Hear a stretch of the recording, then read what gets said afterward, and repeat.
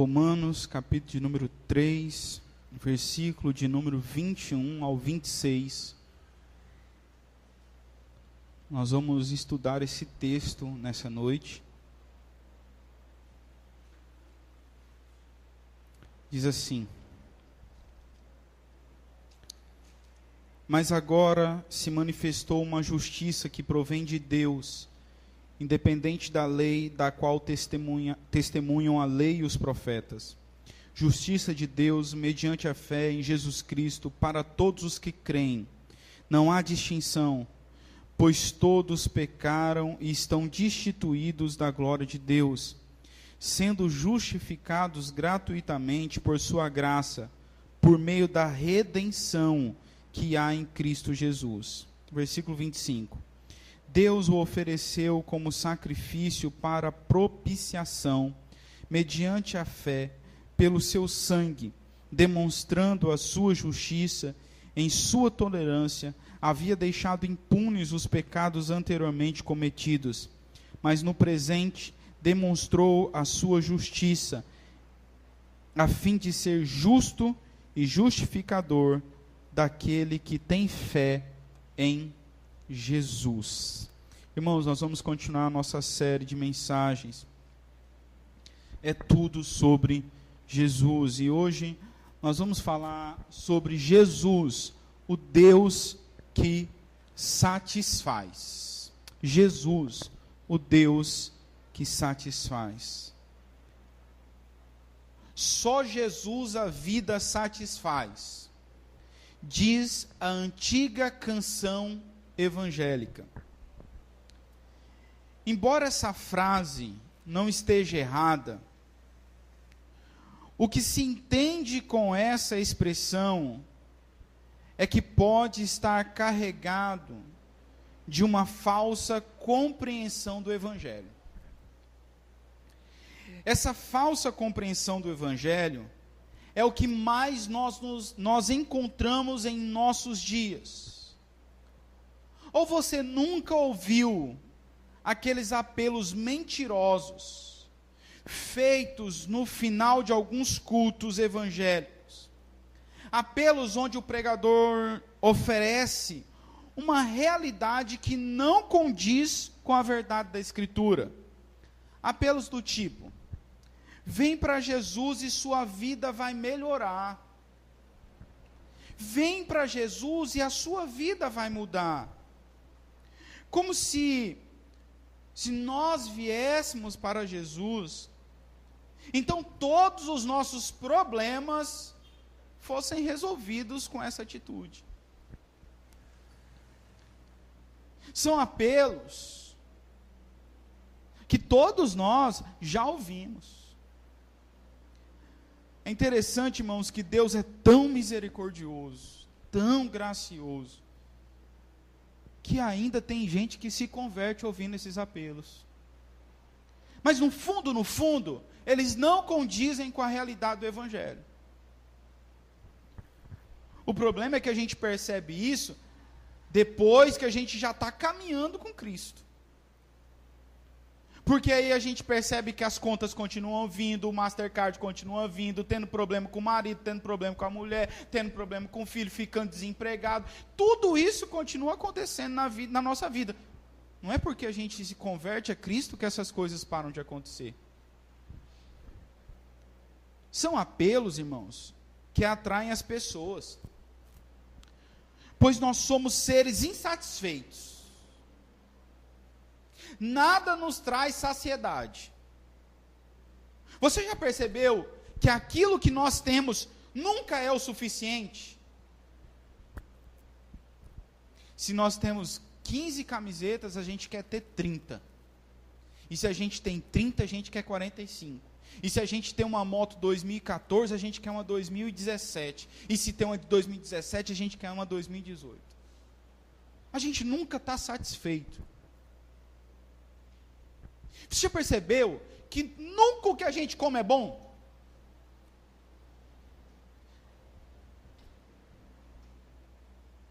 Você já percebeu que nós somos insatisfeitos com a nossa aparência? Nunca o cabelo está bom. e faz tudo quanto é tipo de tratamento. Estão colocando agora, acho que até veneno nos cabelos, para ver se desmaia o cabelo. Aí, todo mundo alisou os cabelos. Quem tinha cabelo, né? Aí, não, agora a moda é deixar o cabelo natural. Todo mundo tirando as químicas do cabelo. Nós sempre estamos insatisfeitos. É por isso que Avon, Mary Kay, Rinodê, Natura, desmaia cabelo e academia nunca estão em crise. Elas nunca ficam em crise. Você já percebeu como nós somos insatisfeitos com quem nós somos? Nunca estamos satisfeitos. E o mercado da fé sabe disso. O mercado da fé, consciente ou inconscientemente, sabe disso. E ele sabe que se oferecer um Jesus que satisfaça o ego das pessoas, que satisfaça o desejo material das pessoas, então eles vão oferecer tudo aquilo que os clientes querem. Alguns profissionais da fé, mesmo sabendo que estão errados, oferecem justamente isso, pois sabem que se eles não cederem à pressão do mercado, então eles não serão bem-sucedidos. E você sabe como é, o cliente sempre tem razão. O mercado gospel mede o sucesso e o fracasso pelo número de pessoas que você consegue atingir. Jesus mede o nosso sucesso e fracasso pelo nível de fidelidade que nós temos ao Evangelho. Nós precisamos lembrar que pior do que não conhecer a Jesus é conhecer um Jesus falso. O pior que não apresentar a Jesus é apresentá-lo de forma equivocada. Isso porque, irmãos, conhecer a Jesus, relacionar-se com Jesus, envolve o destino da nossa alma. Portanto, se nos relacionamos com Cristo falso, então o destino e a esperança que nós temos também são falsos. O mercado da fé apresenta um falso Cristo. Ele oferece um Cristo que satisfaz a necessidade pessoal das pessoas. Quem é que não quer um Cristo que resolva todos os problemas financeiros? Quem é que não quer um Cristo que resolva todos os problemas pessoais? Quem é que não quer um Cristo que salve o casamento? Quem é que não quer um Cristo, irmãos, que muda a vida do marido ou da esposa? Quem é que não quer um Cristo que vai te dar um emprego melhor? Quem é que não quer um Cristo, irmãos, que a pessoa diz assim: eu era quebrado, mas agora eu tenho 3 empresas, 4 casas, 200 funcionários. Quem não quer um Cristo que deixa você, ou te dá a oportunidade de ter um testemunho desse? Porém, o verdadeiro Evangelho, a verdadeira palavra de Deus, nos ensina, irmãos, que Jesus veio à terra não para satisfazer situações e problemas dos homens pessoais, problemas pessoais, mas sim satisfazer fatores que estão ligados a Deus e não ao homem. Não é o ser humano, irmãos, que está no centro da história da redenção, mas é o próprio Deus. A história da redenção é a história de Deus em ação. O ser humano nessa história é coadjuvante, é apenas o receptáculo dessa ação. O texto que nós lemos nessa noite apresenta pelo menos 3 fatores que Cristo veio satisfazer, todos eles ligados ao Pai.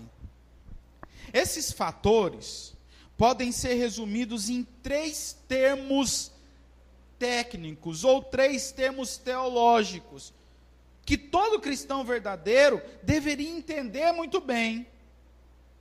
Os termos são redenção, propiciação e justificação. E eu tenho uma coisa muito séria para te dizer nessa noite. Se você se congrega ou já se congregou em uma igreja durante muito tempo, uma igreja que se diz cristã, e nunca ouviu essas 3 palavras, então é um bom sinal de que aquele lugar não prega o evangelho. Porque tratar do evangelho e tratar da doutrina da salvação precisa tratar dessas 3 palavras. Nessa noite, eu quero meditar com os irmãos sobre a obra satisfatória de Cristo, não em relação aos homens, mas em relação ao Pai, e como nós somos beneficiados por essa obra. Nós vamos passar agora para o primeiro ponto, o primeiro fator que Cristo satisfez, e nós vamos tratar da primeira palavra importante dentro da doutrina da salvação. Olha o versículo de número 24, por favor. Sendo justificados gratuitamente por sua graça, por meio da redenção que há em Cristo Jesus. Sendo justificados gratuitamente por sua graça, por meio da redenção que há em Cristo Jesus. O primeiro ponto que eu quero destacar nessa noite é que Jesus satisfez a lei de Deus. E a primeira palavra que eu quero destacar é a palavra redenção. Quando nós falamos de leis, irmãos, nós sempre temos em mente que algumas delas não são tão justas. Nessa noite, nós poderíamos enumerar muitas leis que nós pensamos ser injustas.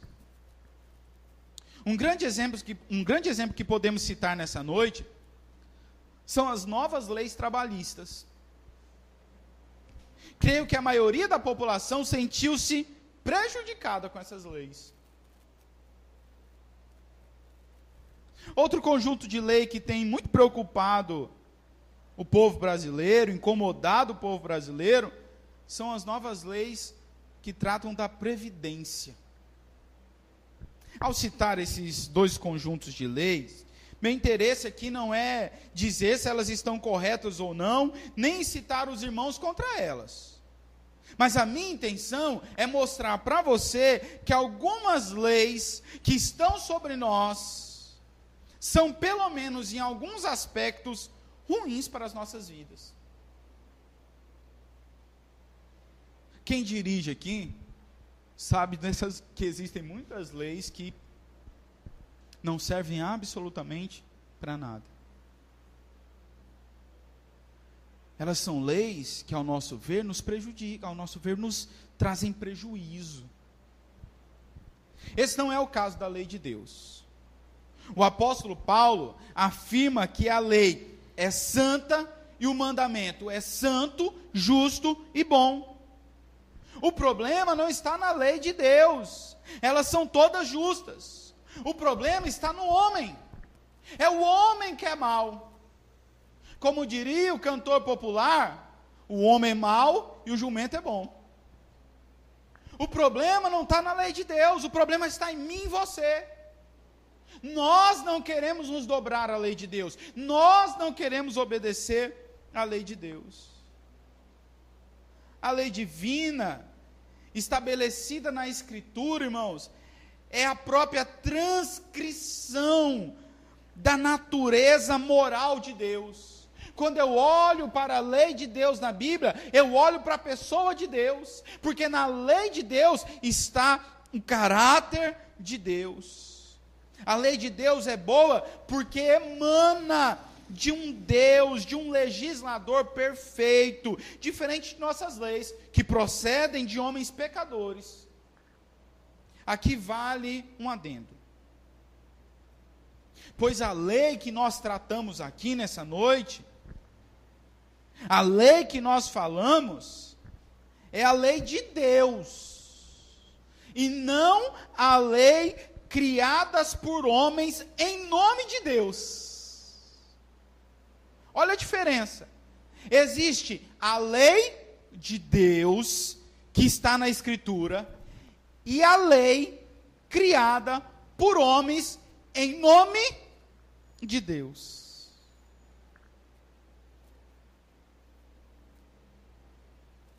Isso é importante falarmos, irmãos, porque Deus nos chamou à liberdade, e nenhum líder religioso, nenhuma igreja, nenhuma comunidade cristã, nenhum irmão que se acha ou que se julga mais santo que os demais, pode oprimir o seu próximo com aquilo que a Bíblia não diz. Existem muitas leis e muitas regras inventadas por homens que oprimem outros homens, mas que não estão de acordo com a Bíblia. E aqui eu posso citar algumas. Eu posso citar várias.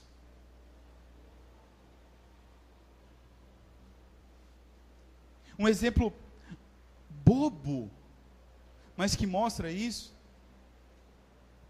é que no passado, no dia da Santa Ceia, os crentes tinham que vestir de branco ou de roupa clara. Mas isso não está na Bíblia em lugar nenhum.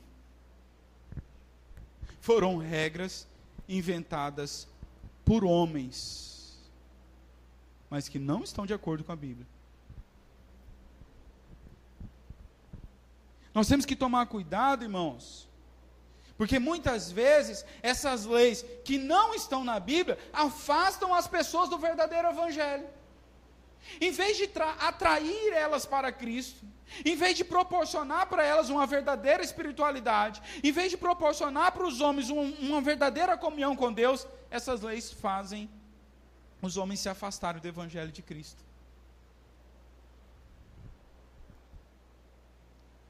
A quebra da lei humana traz consequências para o cidadão. Se o cidadão for descoberto ao quebrar a lei, ele vai ser punido pela sua desobediência à lei. A lei de Deus, na quebra da lei de Deus, nós encontramos também igualmente consequência aos transgressores.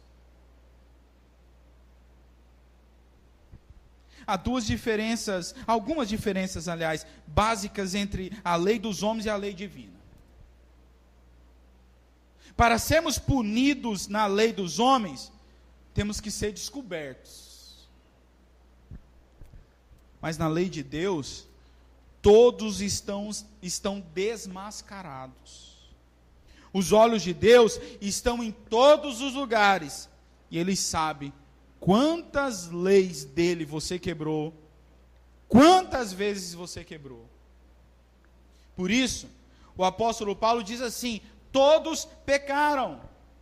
Isso inclui a minha vida, inclui a sua vida. Todos nós somos pecadores. Os meus pecados podem ser diferentes dos seus pecados, mas todos nós somos pecadores. Somente o ato de você pensar que não quer a Deus, somente o ato de você não querer se converter ao Senhor, já te faz um pecador. Por mais que você diga que não mate, não roube, não faça isso, não faça aquilo. A quebra da lei de Deus trouxe uma consequência cruel para todos os homens. Ao quebrar a lei de Deus, nós nos tornamos escravos do pecado, e nós não podemos fazer nada para sermos libertos dessa escravidão. Para que nós sejamos livres da escravidão do pecado, nós precisamos ser redimidos. E aqui, nós encontramos a primeira palavra importante dentro da doutrina da salvação: redenção. Redenção é um termo que nos remete ao ato de quem está comprando a liberdade de um prisioneiro ou de um escravo. Ou ainda alguém que está pagando, fazendo o pagamento de uma fiança para que uma pessoa seja livre. O problema, irmãos, é que não há possibilidade de sermos redimidos por nós mesmos.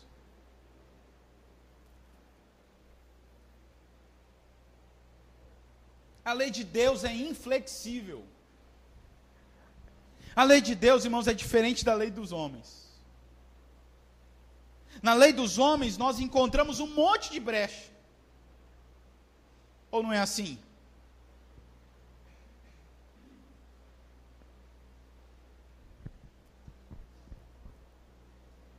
É réu primário.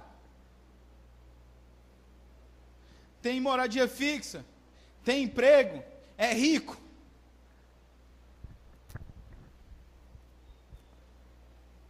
É cheio de brechas. A lei de Deus é inflexível. Ou nós cumprimos ela por completo, ou nós somos condenados. Ou você cumpre a lei toda, ou você se torna um pecador. Isso parece pesado, eu sei. Mas lembre-se, irmãos, que o preço não é alto demais. Pois quando nós pecamos contra um Deus que é santo demais, que é justo demais, que é bom demais e que é perfeito demais.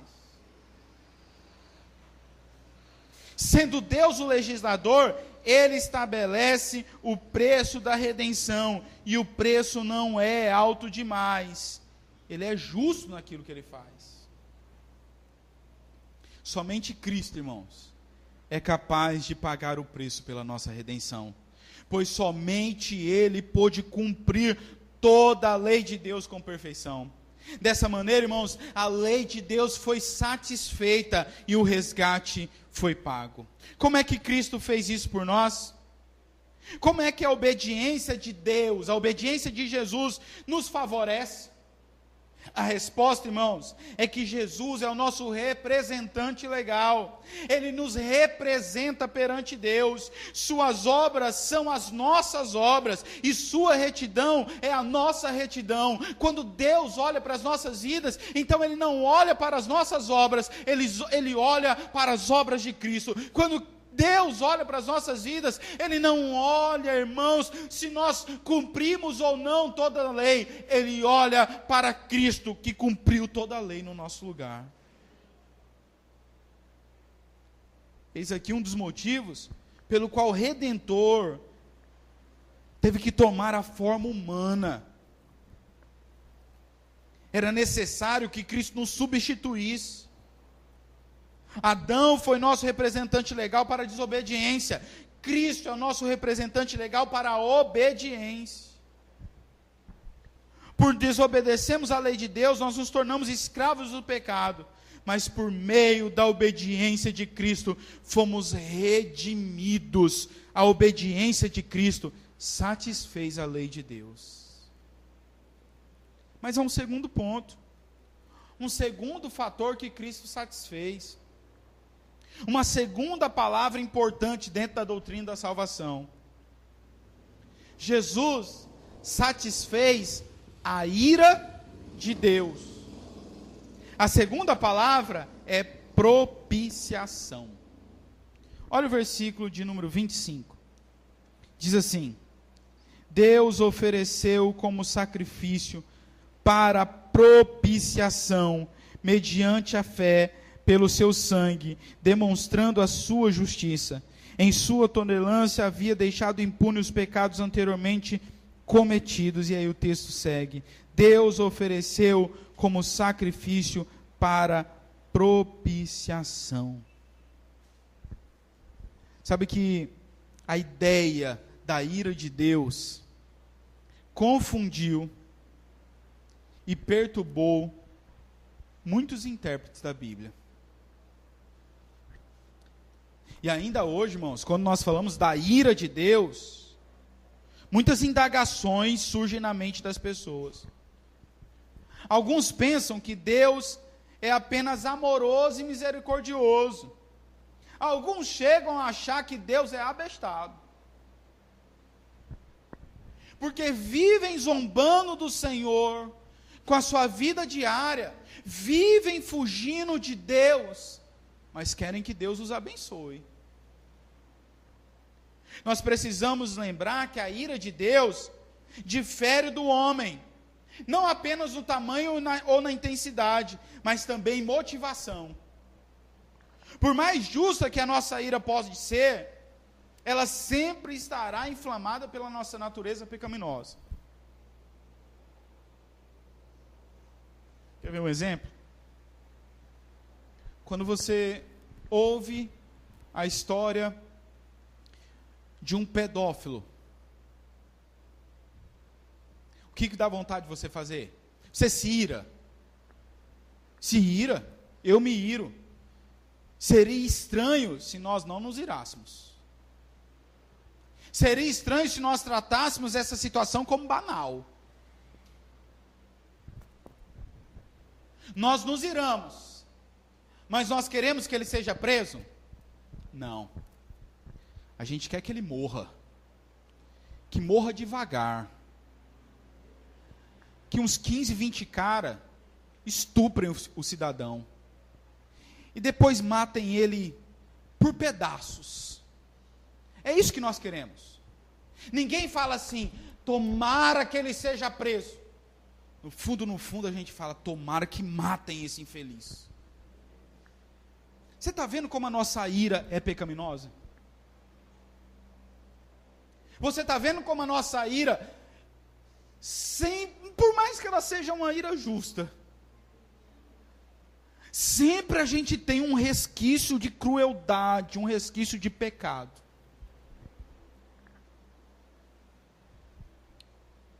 Eu lembro que quando eu trabalhava numa autoescola, foi assaltada.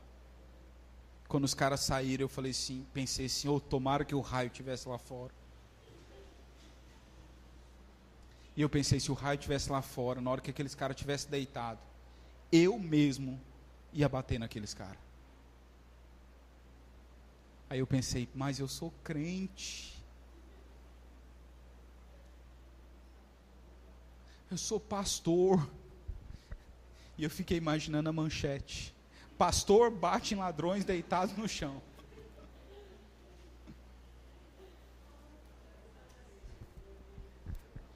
Mas a nossa ira, irmãos, a nossa ira sempre é pecaminosa. A ira de Deus não. A ira de Deus sempre é justa. E a motivação sempre é correta. A ira de Deus nós encontramos em toda parte da Bíblia. Se você já leu a Bíblia, você leu sobre a ira de Deus. No Antigo Testamento, nós achamos a ira de Deus especialmente relacionado com o povo de Israel. Quando Israel pecava contra o Senhor, a ira de Deus era o resultado desse pecado. A ira de Deus também aparece nos profetas, tanto dirigido para o povo de Israel, como para as nações pagãs. Isaías, por exemplo, declara: eis que vem o dia do Senhor, dia cruel, com ira e ardente furor, para converter a terra em assolação. Isaías 13:9. E o mesmo Isaías, no capítulo 9, versículo 19, diz: por causa da ira do Senhor dos exércitos, a terra será abrasada. Para os profetas, a ira de Deus estava relacionado ao dia do Senhor, ao dia futuro, mas ao cotidiano da vida das pessoas. Alguém pode dizer assim, mas isso é coisa do Antigo Testamento.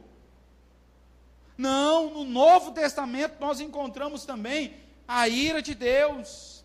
Textos como Romanos 1,18, Efésios 5,6 e Colossenses 3,6 apresentam essa verdade. Mas alguém, querendo ser muito mais esperto, diz assim: tudo bem, os profetas disseram isso, o apóstolo Paulo, que era muito bravo, também disse isso.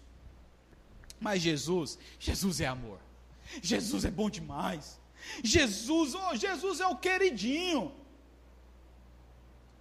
Em João 3:36, o próprio Jesus diz: quem crê no Filho de Deus, quem crê no Filho, tem a vida eterna. Que bom que o versículo parasse aí. Mas o próprio Jesus continua: já quem rejeita o Filho não verá a vida, mas a ira de Deus permanece sobre ele. Não foi apóstolo que disse isso, não foi profeta, foi Jesus. Aqueles que não se convertem a Cristo, irmãos, estão sobre a ira de Deus. E é comum a gente ouvir a seguinte frase: é um adágio, é um dito popular dos crentes. E a gente tem que tomar cuidado com isso, porque os crentes inventam uns adágios populares que não estão na Bíblia, nunca apareceram na Bíblia. Um desses adágios que não tem na Bíblia é assim: quando não vem pelo amor, vem pela dor. Não tem isso na Bíblia, irmãos. Não existe isso. Nenhum versículo da Bíblia diz isso. Porque todo pecador que vem até Cristo veio por meio do quê? Do amor. Foi porque Deus amou. Porque senão eles nunca viriam. Um adágio que eu quero destacar nessa noite é o seguinte: Deus odeia o pecado, mas ama o pecador. Não tem isso na Bíblia. Canto nenhum. Pode procurar. Pergunte para a maioria dos crentes professos a respeito do ódio de Deus. E eles sempre vão dizer o seguinte: não, Deus odeia o pecado, mas Ele ama o pecador. Esse adágio não passa no crivo das Escrituras, não. Pois as Escrituras nos ensinam que Deus odeia o pecado e o pecador. Salmo 5, versículo 3 ao 7 diz assim: de manhã ouve, Senhor, o meu clamor, de manhã te apresento a minha oração e aguardo com esperança. Tu não és um Deus que tenha prazer na justiça, contigo o mal não pode habitar. Os arrogantes não são aceitos na tua presença. Odeias todos os que praticam o mal. Destrói os mentirosos, os assassinos e os traiçoeiros, o Senhor detesta.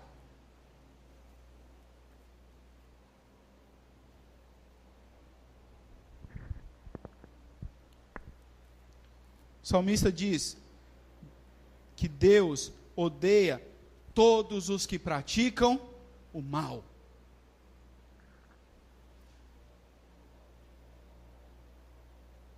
O sábio, em Provérbios 6, 16 ao 19, diz o seguinte: há 6 coisas que o Senhor odeia, 7 coisas que Ele detesta: olhos altivos, gente orgulhosa, língua mentirosa, gente que mente, mãos que derramam sangue inocente, os assassinos, coração que traça planos perversos, pés que se apressam a fazer o mal, e a testemunha falsa que espalha mentiras, e aquele que provoca discórdia entre os irmãos. Deus odeia. Portanto, o adágio, Deus odeia o pecado, mas ama o pecador, segundo a Bíblia, é falso. a afirmação encontrada na Escritura a respeito do ódio de Deus pode causar duas reações, e eu tenho certeza que essas duas reações são encontradas nos que estão me ouvindo nessa noite. A primeira reação é o total desprezo dessa verdade. Alguns aqui não vão nem ligar para o ódio de Deus, não vão nem temer a ira de Deus. Tornar-se-ão piores que os demônios, porque pelo menos os demônios tremem e temem. A segunda reação é o total reconhecimento que essa situação em relação a Deus é pior que o próprio inferno.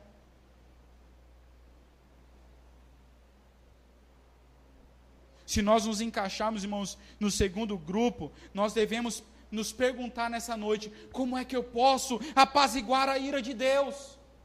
Se Deus está tão irado porque eu vivo no pecado, se Deus está tão irado porque eu não reconheço a Ele, se Deus está tão irado porque eu pratico aquilo que magoa Ele, que desagrada dEle, como é que eu posso apaziguar a ira de Deus? Então nós encontramos a segunda palavra importante dentro da doutrina da salvação: propiciação. Propiciação é uma palavra diferente, pois nós não ouvimos ela com frequência. Mas ela é extremamente bíblica, tanto por sua existência na Escritura, como pela presença do conceito que ela traz por trás da Escritura. Como vimos anteriormente, irmãos, todos nós estamos debaixo da ira de Deus. E essa palavra esquisita, diferente, descreve o que Cristo fez por nós em relação à ira de Deus. Alguns dicionários definem propiciação como o ato de apaziguar, aplacar. Porém, eu penso que, falando biblicamente, esses sinônimos não conseguem captar tudo aquilo que Cristo fez por nós. Isso porque, irmãos, a ira apaziguada ou aplacada pode voltar a existir e até crescer. Nós que somos casados sabemos disso. A mulher fica irada, aí a gente vai apaziguar a ira. Vamos comer um açaizinho?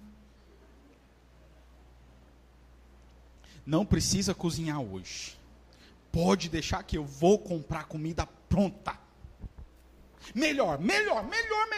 Você se arruma, vamos comer fora para não precisar nem sujar prato aqui. Hoje você vai ficar tranquila. Tome aqui, R$50. Vai fazer a sobrancelha, vai fazer as unhas. Meu irmão, não tem ira de mulher que não se apazigue com isso. Não tem mulher brava que não fique de bom humor com uma coisa dessa.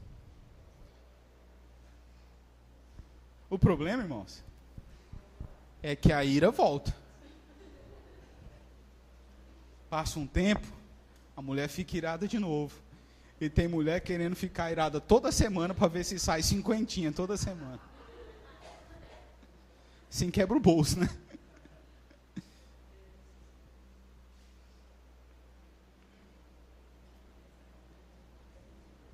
Quando a Bíblia fala, irmãos, de propiciação, ela está tratando de algo mais profundo, mais intenso. E nós só conseguimos captar o real sentido dessa palavra quando nós lembramos do que Cristo fez na cruz do Calvário.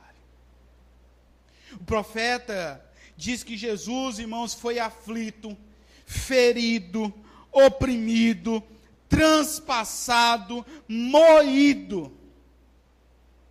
O profeta nos diz que o castigo que nos traz a paz estava sobre Jesus.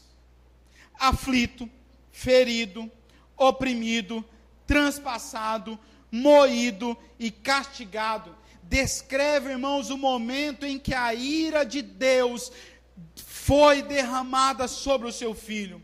Durante aquelas horas terríveis de crucificação, quando Jesus estava sozinho pendurado numa cruz, o cálice da ira de Deus foi completamente virado de ponta cabeça.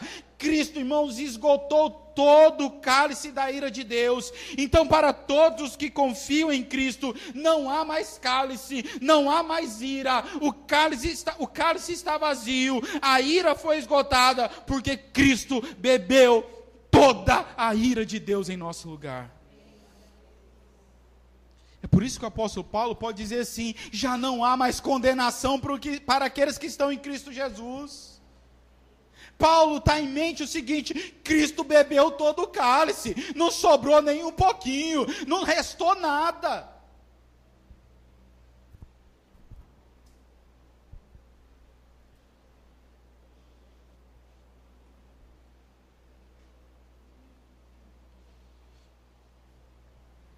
Todos os crentes sinceros, irmãos, deveriam entender e contemplar com admiração essa verdade. Isso deveria causar um deslumbre para nós, pois ela nos diz que nós estamos numa nova condição, que não há mais ira para as nossas vidas, que Deus não nos odeia mais. É por isso que Paulo pode dizer em Romanos capítulo 5, que um dos frutos da justificação é paz com Deus. Nós temos agora paz com Deus, nós não estamos mais em guerra com Deus, Deus não está mais irado conosco, nós podemos ter acesso a Deus, nós podemos ter comunhão com Deus, porque nós não somos mais tidos como inimigos do Senhor.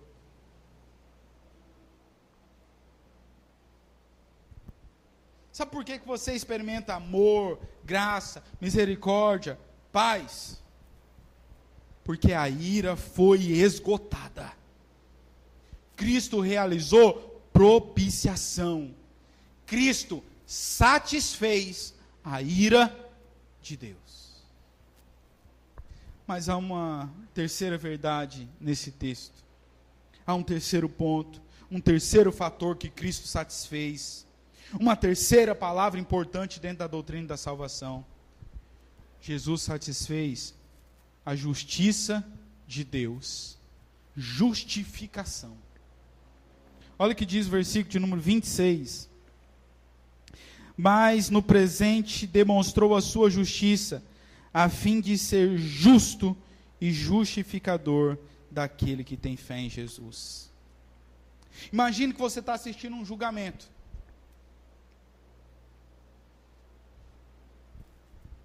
Está ali o juiz, o promotor, está ali o réu. E esse homem é acusado, e existe uma vasta quantidade de provas contra ele. Ele é estuprador, latrocida. Além disso, existem agravantes. Ele torturou as suas vítimas durante dias, sem direito delas se defenderem. Agora imagina o juiz dizendo que sabe todas essas acusações, e que ele sabe que o acusado é culpado, e que a vasta quantidade de provas é verdadeira. Ele sabe de tudo isso, mas ele quer absolver esse homem. Então, querendo libertá-lo, o juiz fala: olha, fulano, eu sei que você é estuprador, eu sei que você é latrocida, eu sei que você torturou, eu sei que você fez mal a essas pessoas, mas eu quero te absolver. Vai embora para casa, pode ir embora. O que você diria desse juiz? Você chamaria ele de justo? Você gostaria de ver a justiça feita, não gostaria? Você gostaria que esse homem fosse punido ou não? Sim. Agora, considere o fato de que um dia, eu e você, estaremos diante de Deus, o justo juiz. Considere o fato que você cometeu muitos pecados. Você foi preguiçoso, é pecado. Você mentiu, é pecado. Você teve pensamentos imorais, é pecado. E nós poderíamos fazer uma lista de pecados. Você desobedeceu sua mãe. Nós poderíamos criar uma lista, irmãos, imensa. E a nossa folha corrida seria muito grande. Imagine agora, irmãos, que esse juiz, o santo juiz, tem todas as provas necessárias contra você. Não porque alguém contou para ele, não porque alguém apresentou as provas para ele, mas porque ele sabe dos teus pecados muito antes de você cometê-los. Antes daquele palavrão chegar na ponta da tua língua, Deus já sabe o que você vai falar.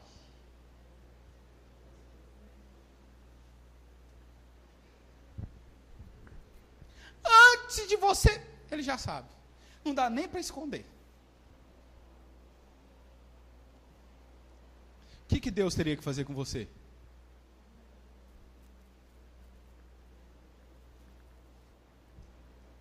Ele tinha que falar, não, entre no céu.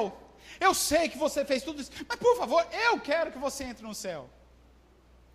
Se Deus fizesse isso, ele seria o quê? Justo ou injusto? Injusto.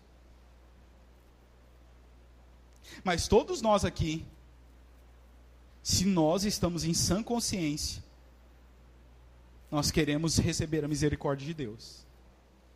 Ninguém aqui quer chegar na presença de Deus e falar assim, manda eu para o inferno. Mas manda eu para o quinto dos infernos. Ninguém quer fazer isso. Todos nós aqui, irmãos, queremos a misericórdia de Deus. Todos nós. O problema é que existe um dilema aqui. Por um lado, nós queremos, irmãos, receber a misericórdia de Deus. Por um lado, nós queremos receber a graça de Deus. Por um lado, nós queremos ser absolvidos. Mas por outro lado, existem a lei de Deus. E a lei de Deus diz que nós somos condenados, que nós somos culpados. O dilema, então, reside em que não obedecemos à lei de Deus, então nós temos que ser punidos. Se cada um de nós, irmãos, aqui fôssemos para o inferno, Deus seria justo, porque nós pecamos, nós somos maus. Ninguém que chegar no inferno vai poder dizer, ó Deus, tu foste injusto comigo, eu era tão bonzinho, eu era um querido, um cuti-cuti. Ninguém vai poder dizer isso de Deus. Nós chegaremos no inferno, irmãos, e se nós formos para lá, nós, no inferno, teremos que glorificar a Deus, porque Deus foi justo nos mandando para lá. E aqui não há exceção. Homem, mulher, rico, pobre, negro, branco, criança ou adulto, ninguém está inculpável perante Deus. Ninguém. Mas nós queremos a solução do problema. Nós queremos a solução do dilema. A solução desse dilema, a solução desse problema, irmãos, está em Cristo Jesus. Ele é o nosso representante legal, enquanto cumpridor da lei, mas ele também é o nosso representante legal em relação à penalidade da lei. Ele não apenas obedece à lei, ele sofre as consequências da desobediência da lei, não porque ele mesmo tem obedecido, mas porque nós desobedecemos. É por isso, irmãos, que nós não podemos aceitar as acusações de Satanás, ou afirmações condenatórias de nossas consciências, que nos coloquem sobre uma percepção de que a justiça de Deus não foi totalmente satisfeita. Em vez disso, nós devemos, por meio da fé, tomar posse da maravilhosa verdade de que a justiça de Deus foi satisfeita em nosso favor, por meio do nosso Senhor Jesus Cristo. A morte de Jesus, irmãos, satisfez completa e plenamente a justiça divina em favor de todos nós, de todos aqueles que confiam nele. Um dia nós estaremos perante o justo juiz, e nós seremos acusados de todos os nossos pecados. Nenhum deles passarão impune. Deus não jogará nenhum deles para debaixo do tapete. Mas Ele quer nos salvar. Ele quer levar as nossas vidas redimidas para morar no céu com Ele. Então o sacrifício de Cristo valerá a pena. Então Ele olhará para nós e não verá que nós não cumprimos com a responsabilidade de nossos pecados, com a culpa de nossos pecados, porque Cristo pagou em nosso lugar. Na cruz não há competição entre justiça e misericórdia. Deus continua sendo justo e Ele pode ser misericordioso. A justiça não sofre violação da misericórdia, nem a misericórdia sofre violação da justiça. Na verdade, irmãos, na cruz a justiça foi honrada. Ela exigia a penalidade e ela foi completamente aceita. Ela foi completamente satisfeita.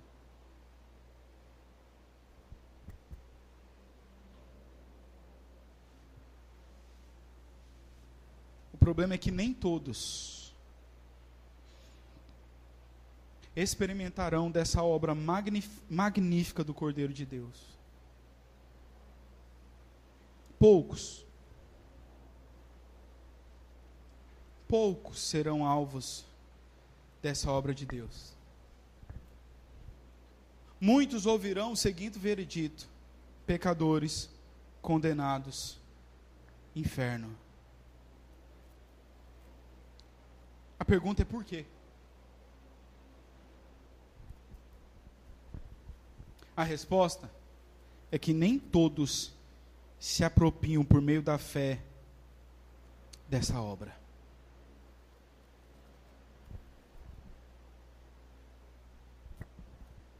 Todos nós vamos comparecer perante o tribunal de Deus. Todos nós.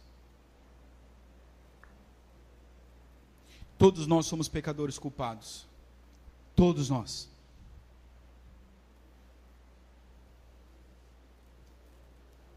Todos nós ouviremos apenas 2 vereditos: ou culpados ou absolvidos.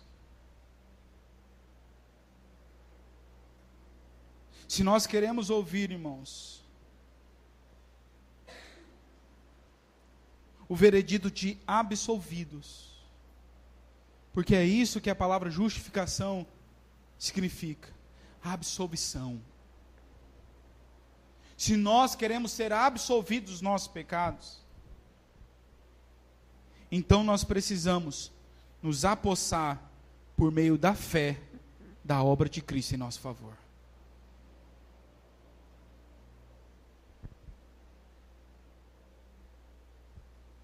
E aqui é cada um por si.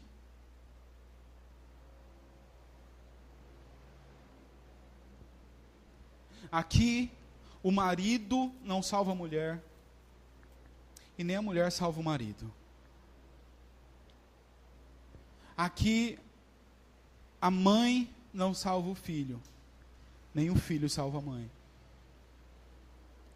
Aqui, o pastor responde por ele, e as ovelhas respondem cada uma por si só. Todos nós vamos comparecer perante Deus.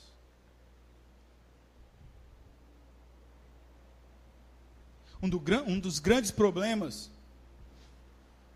de vir a um culto como esse, centrado no Evangelho, é que nós perdemos uma grande desculpa. Você não pode dizer que você nunca ouviu o Evangelho, porque nessa noite você ouviu o Evangelho. Todo o Evangelho.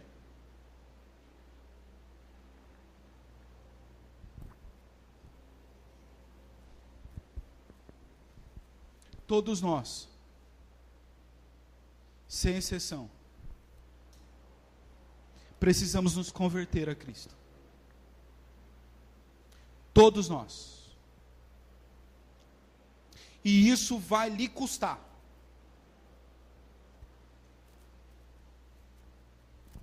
Os seus amigos vão zombar de você.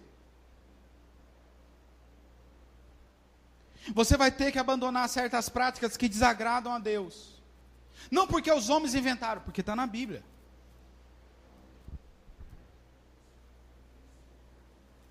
Você vai ter que ser humilde o suficiente para reconhecer que você estava equivocado, mas que agora você entendeu o Evangelho, então por isso você se converteu.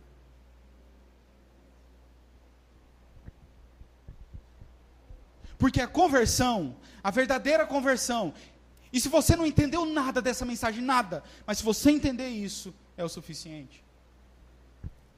A verdadeira conversão é uma soma de fé e arrependimento. Quando alguém responde para você da seguinte maneira: o que é preciso fazer para ser salvo? E alguém responde assim: creia em Jesus. Isso é meia verdade.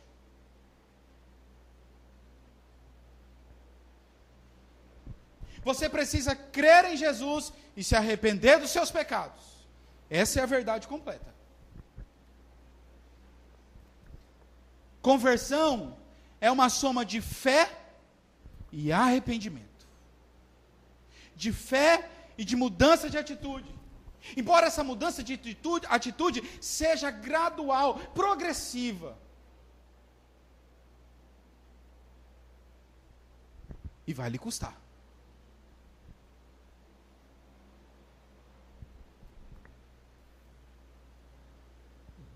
E vai lhe cobrar.